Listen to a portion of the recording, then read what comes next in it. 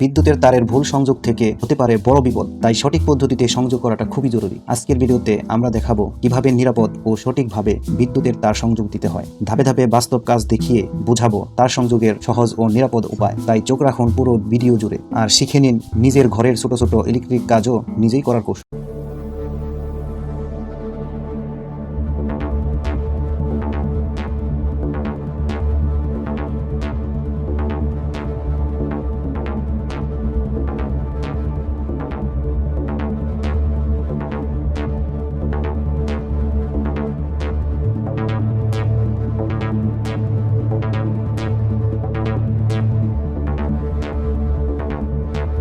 ভিডিওটি আপনার উপকারে এলে লাইক দিন আর এরকম আরও কাজ শিখতে আমাদের চ্যানেলটি সাবস্ক্রাইব করে বেল আইকনটি বাজিয়ে দিন। ধন্যবাদ।